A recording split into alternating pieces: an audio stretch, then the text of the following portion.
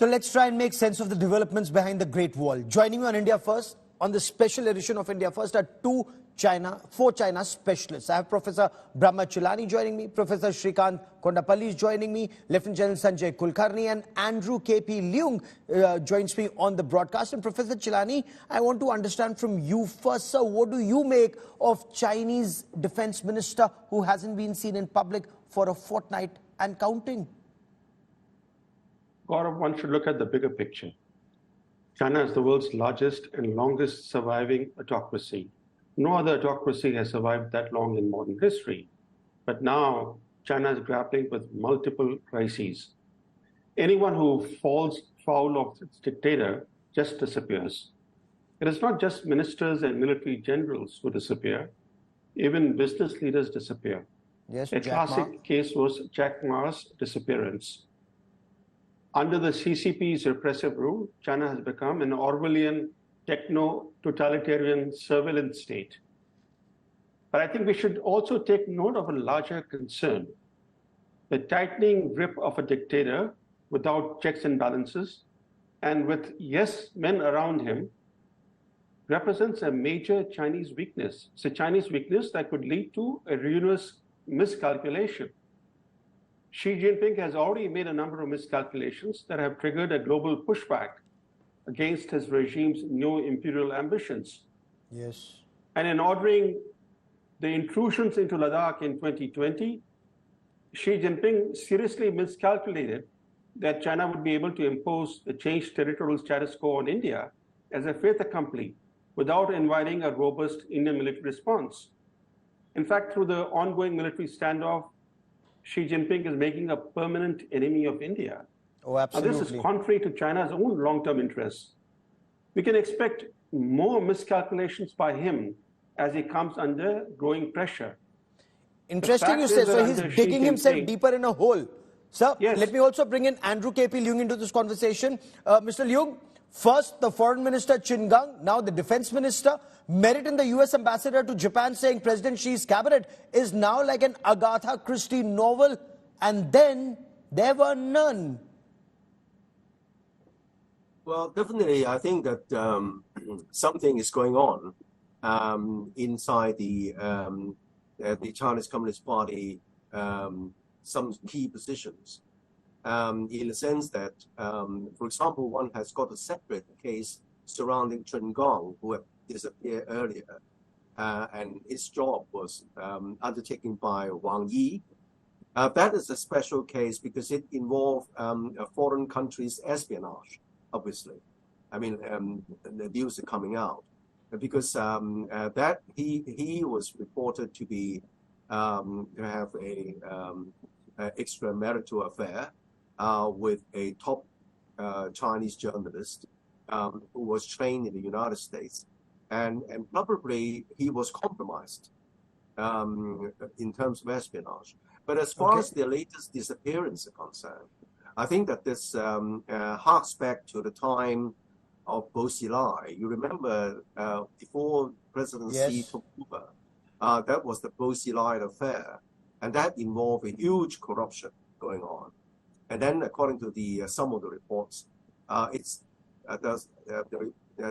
does point to something happening on that front. But if I look at it the other way, and let me bring in Professor Kondapalli, if you're referring to Bo Xilai, was it corruption or was it Xi Jinping getting rid of competition? And would he see, the current defense minister as competition? Professor Kondapalli, US Ambassador to Japan, Ram Emanuel, a former White House Chief of Staff, when he says #mystery in Beijing building, how do you look at the Chinese defense minister going missing? Can it be compared to Bo Xilai getting rid of competition or corruption? If you allow me to speak, Bo Xilai's case is different from Li Shangfu's case. Bo Xilai was a major contender for the General Secretary post in 2012. Yes. Bo Xilai's father was a commerce minister, Po Yipo, under Deng Xiaoping in the 1950s. And Bo Xilai and Xi Jinping studied in the similar schools in Beijing. Beijing used to have in the 1950s uh, uh, the schools for the party cadets children and the military cadets children. Yes. So in those schools, there used to be a lot of fights, and Po Xilai, Xi Jinping, in those 50s, that is quite early, when they are pretty young, in their secondary school and onwards. So there was a fight since then, and many cases were implicated on Ku Kai Lai, the wife of Po Xilai, Yes. when they were in Chongqing. And Po Xilai was implicated on a number of other cases. For example, Ku Kai Lai, his wife, was implicated in the murder, In a murder of case. Absolutely, sir. a journalist, a lawyer, and Po Xilai's son, Po Yipo, married Liu Shaoqi's grandson. Liu Yuan is China Development Bank chairman. So you don't see a competition, you don't see a parallel. But I want to come to the current case. What do you make of the defense minister missing, sir? Well, the previous defense minister also was missing during the Doklam crisis as well as during Galwan crisis. Yes. They have been removed for other reasons. Once you see in the press that they are under investigation, it means generally that they are into corruption cases and others. And Chinese military is spending $350 billion. There is huge corruption there in the PLA. And if they are going to fight with barbed wire fencing bats and nail-studded sticks in Galwan, where is this $300 billion going in the Chinese military? Okay. So there is a lot of corruption, and many of them were implicated in this. So is this a corruption purge?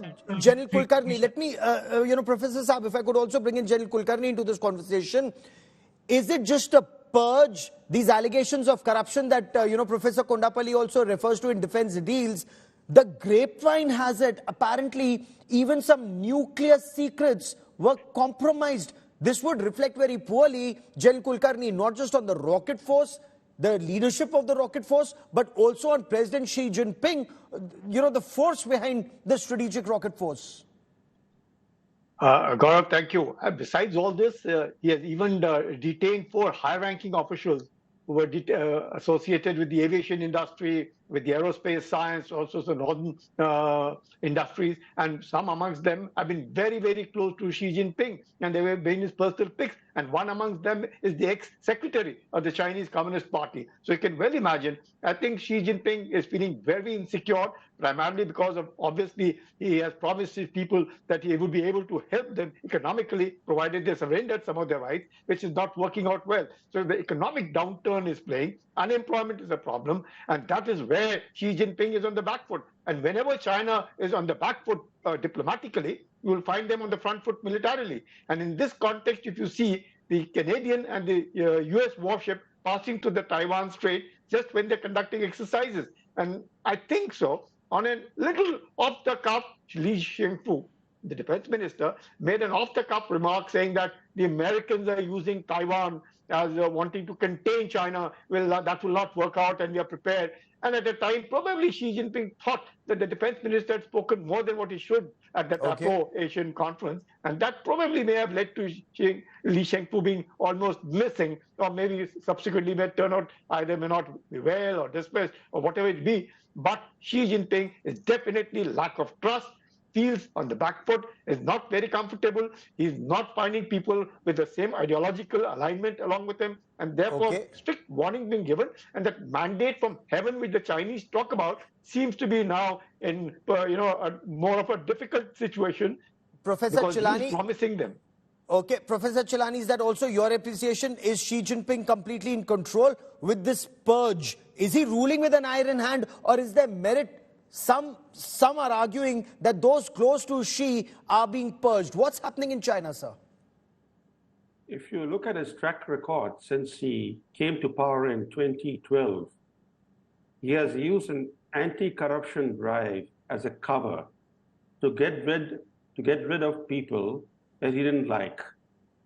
That has been one common pattern in the last 11 years of his rule. He uses this anti-corruption cover to purge the party of rivals, to purge the military of admirals and generals. The number of admirals and generals that he has purged is astounding. The number is just astounding. But more broadly, the fact is that under Xi Jinping, China is turning into its own worst enemy. For example, China is picking a grand geostrategic fight with all of the world's other major powers except Russia. This is perhaps unprecedented in modern world history. Joe Biden recently warned that when bad folks have problems, they do bad things. He was referring to China. And a reminder of that, Beijing 2 weeks ago released a new national map showing inside China vast swaths of Indian land and the territories of several other neighbors, including tiny Bhutan. So this illustrates the bad things Beijing is capable of doing under Xi Jinping. And I think that in the coming months and coming years, we're going to see more bad things from Beijing. And that was the apprehension, sir. That's the apprehension. Andrew K.P. Leung, is that also your appreciation? Recently, there was a report that implied that elders in the Communist Party in that annual meeting severely reprimanded President Xi Jinping for his poor handling of the economy and destroying China's ties with the world. How do you see that, sir? Well, I think there's a danger of mixing this anti-corruption campaign with the popularity of Xi Jinping, which has been confirmed by recent studies of the Harvard Kennedy School and also last year's or early this year's finding of the Edelman Trust Barometer based in New York and the IPSOS Research Center based in Paris. But the economy is facing very severe headwinds. Can I finish, please? Can I finish? Yes, sir. But I want to stay on the current issue, sir. If I'm not allowed to finish, I would disappear from this program, okay? Don't invite me then. I mean, you might be nervous. You don't have to lose your cool, sir. Can I finish? Yes, please. You don't allow me to finish.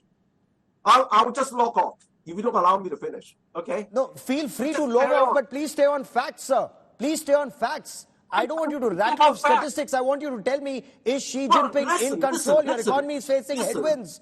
What about the opposition that he's facing, sir? Well, listen, I'm quoting the Harvard Kennedy School study. It's a fact. You can Google that. I'm quoting the Edelman Trust Barometer finding. You can Google that. It was the beginning of this year. I'm quoting the Ipsos Research Center based in Paris, IPSOS. Well, a lot has happened from the beginning of this year to what is happening right now, Andrew K.P. Leung. But be that as it may, Professor Kondapalli, since she is chairman of everything, in your appreciation, can he be reprimanded? Was that report an exaggeration? Is there any threat whatsoever to Xi Jinping's leadership? I have the last 1 minute of on the show, Professor Kondapalli. Well, thank you. Well, I'll leave. Well, General Secretary Xi Jinping has absolute majority in the Politburo and Politburo Standing Committee. So he cannot be impeached as you are suggesting. Okay. Fair enough. I will let that be the last word on the show, at least for today. But what next for Xi Jinping? The warning signs are all there. When bad people are in trouble, bad things happen. We'll be tracking that story very, very closely. To all my guests, many thanks for joining me.